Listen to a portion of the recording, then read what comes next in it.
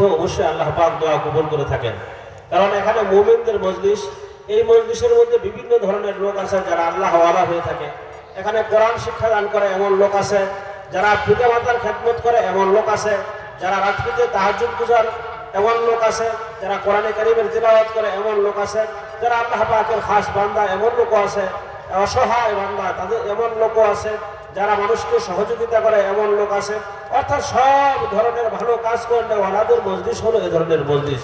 সুতরাং আমরা যদি আল্লাহ পাকের উপর পূর্ণ আস্থা এবং বিশ্বাসের সাথে এই মজলিসে বসে দোয়া করি, তো আশা করা যায় আল্লাহ পাক অবশ্যই আমাদের দোয়াগুলোকে কবুল করবেন।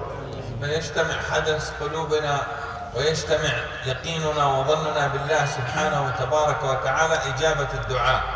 مقصد هذا الاجتماع الله يحب الجماعة، الله يحب أن يرانا مجتمعين، أن يرانا على كلمة سواء، يرانا لخدمة الدين.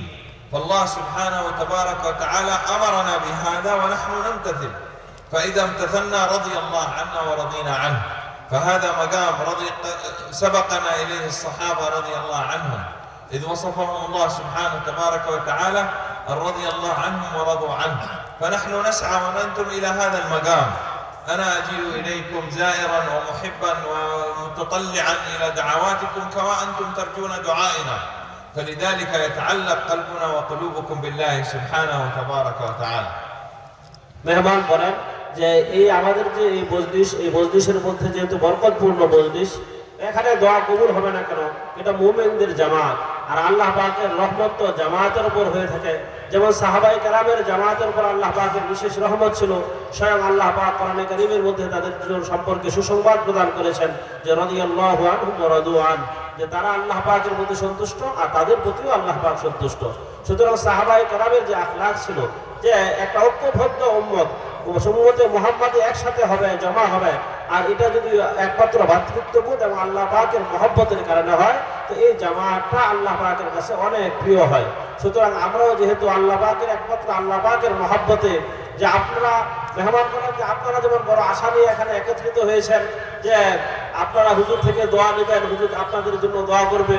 আমাদের হুজুরও বলেন যে আমিও এই আশা নিয়ে এসেছি যে মুমিনদের জামাত, এত বড় জামাতের সাথে আমার দেখা হবে, আমি তাদের থেকে দোয়া নেব। বলেন সুবহানাল্লাহ।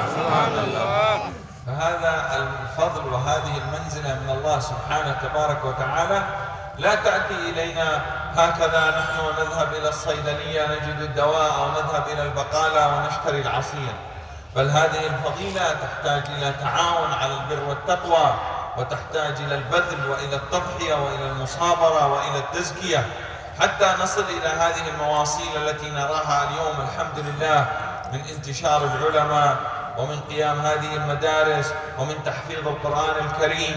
لأن هذا لابد أن يكون منا التضحية ومنا البذل. لماذا أنا أجيء؟ أيهما أفضل، مكة المكرمة وبنغلاديش؟ بل مكة المكرمة، القرآن الكريم نزل في مكة المكرمة، ولكن نأتي ننظر إلى تحفيظ القرآن الكريم في بنغلاديش. মেহমান বলে যে আমরা যে একত্রিত হয়েছি, এটা এমন নয় যে কোনো হাসপাতালে এসেছি যে এখানে চিকিৎসা নিব, বা এমন নয় যে কোনো মার্কেট বা বাজারে এসেছি যে এখানে বাজার সদাই করবো। ওরা এখানে কি জন্য এসেছি? আমরা দ্বীনের মহব্বতে এসেছি, দ্বীন শিক্ষার জন্য এসেছি। আর এই দ্বীন আর শুরু হয়েছে মক্কা মুকাররমা থেকে, কোরআনে কারীম নাযিল হয়েছে মক্কা মুকাররমায়। কিন্তু এমন নয় যে কোরআনে কারীম শুধু মক্কা মুকাররমার মধ্যেই সীমাবদ্ধ, বরং এই কোরআনে কারীম তো বাংলাদেশেও আছে, বরং এই এলাকাতেও আছে। এখানে যে মাদ্রাসা গড়ে উঠেছে, এখানে বাচ্চারা কোরআনে কারীম শিখতেছে, কোরআনে কারীমের হাফেজ হইতেছে, কোরআনে হাদিস শরীফ শিখতেছে। তো দিন তো মক্কা মুকাররমা থেকে এখানে বাংলাদেশেও এসেছে। فلذلك هذه التضحيات وهذه البذل وهذا العطاء إنما كله يبتغي به العبد مرضاة الله سبحانه تبارك وتعالى. نحن ليس مفتشا، نحن ليس وكيلا عن الله ماذا نعلم في النيات. الله ينظر، إن الله لا ينظر إلى أموالكم ولا أعمالكم، إنما لا ينظر إلى صوركم وأموالكم، إنما ينظر إلى قلوبكم وأعمالكم. فلذلك نحن لا نفتش هذا ترتيب، هذا محفل كولكشن، مقصد هذا ليس مقصد الكولكشن، إنما الكولكشن هو لخدمة الدين، وإن نعم نتعاون على البر والتقوى، وأيضا فيه تزكية، أنت تتصدق لله تعالى، أنت تخرج الصدقة. لذلك هذا كله معاني عظيمة تجتمع حتى يتحقق لنا القرب إلى الله، رضا الله، محبة الله.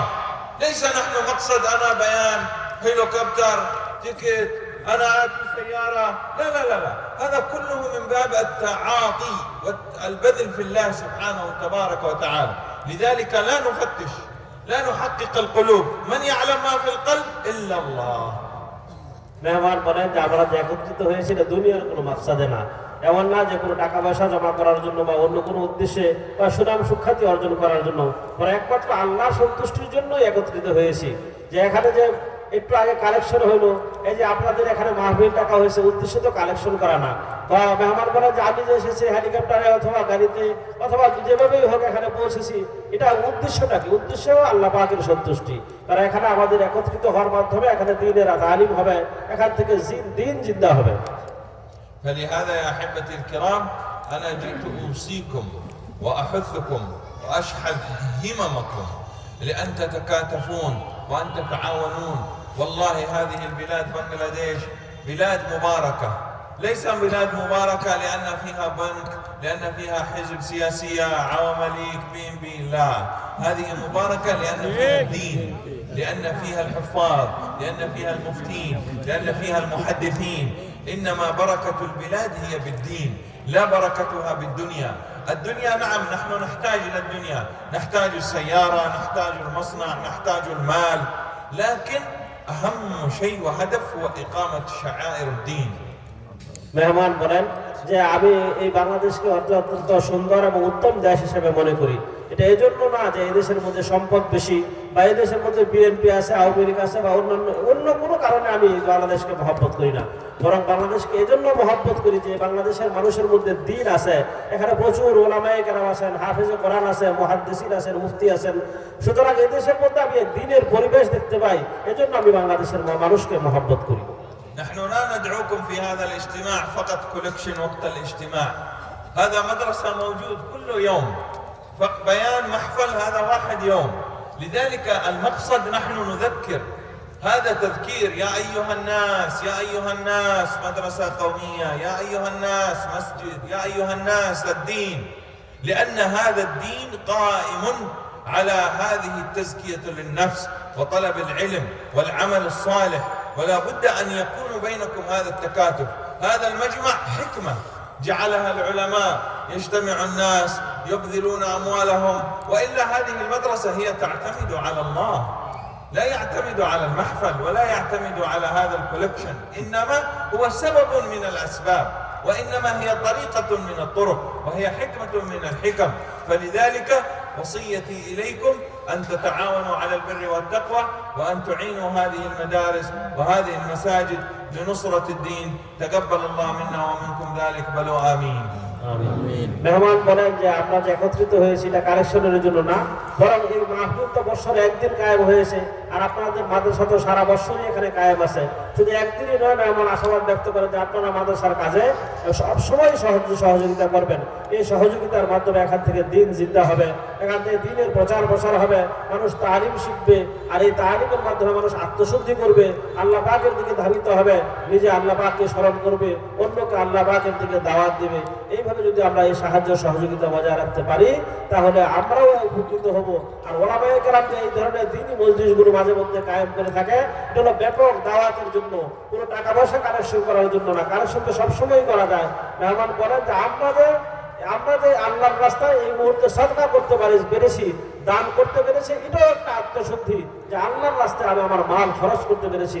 এজন্য মেহমান বলে আল্লাহ পাক আমাদের সকল আমলগুলোকে কবুল করুক, আমাদের দানগুলোকেও কবুল করুক। সকলে বলেন আমিন, এবং এগুলো আমাদের দুনিয়া ও আখিরাতের নাজাতের কারণ বানাক। সকলে বলেন আমিন। أنا لا أحب البيان كثير في الليل. لماذا؟ لأن صلاتكم الفجر في جماعة في المسجد أهم إلي من المحفل وأهم إلي من البيان وأهم. لماذا أنا بيان قال الله قال الرسول؟ أنت صلاة الفجر. মেহমান বলেন যে দীর্ঘ রাত পর্যন্ত বয়ান করা আমি পছন্দ করি না, কারণ আমাদের সামনে সকালে ফজরের নামাজ আছে।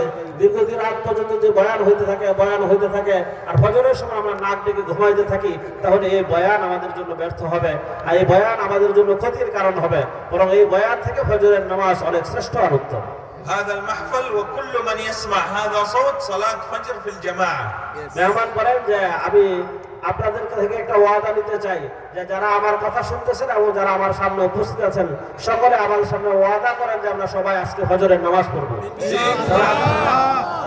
لله رب العالمين. اللهم صل على سيدنا محمد وآله وصحبه أجمعين. اللهم آمين.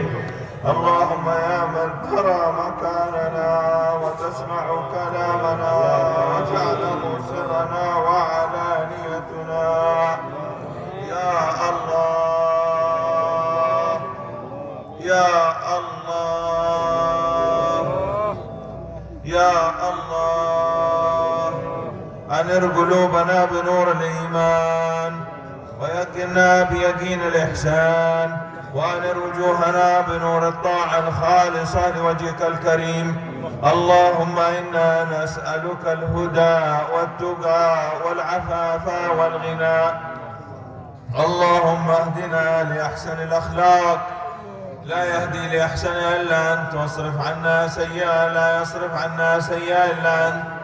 اللهم اغفر ذنوبنا أولها وآخرها ظاهرها وباطنها سرها وعلانيتها يا الله يا الله يا من أجبت عبدا دعاه في علانيته وسره يا أرحم الراحمين يا أرحم الراحمين يا أرحم الراحمين.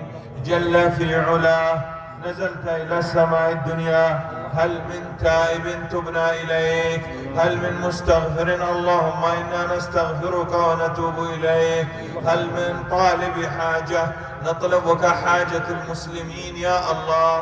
عزة وتمكين ونصرة للمجاهدين وعونا للعلماء والصالحين. أعنا في هذه المدارس القومية وأعنا على إقامة المساجد وخدمة الدين يا أرحم الراحمين يا أرحم الراحمين. نسألك بأسمائك الحسنى وصفاتك العلى نسألك يا الله أن تبارك هذا المهر وأن تجعله الله يتقبل هذه الصدقة للمدرسة. هذا الذي جاء ذهبا أو ما كان اللهم إنا نسأله مقبولا وأن تجعله خالصا لوجهك الكريم. وكل من أنفق في سبيلك أن تضاعف له ب700 ضعف كمثل حبة أنبتت 7 سنابل في كل سنبلة 100 حبة.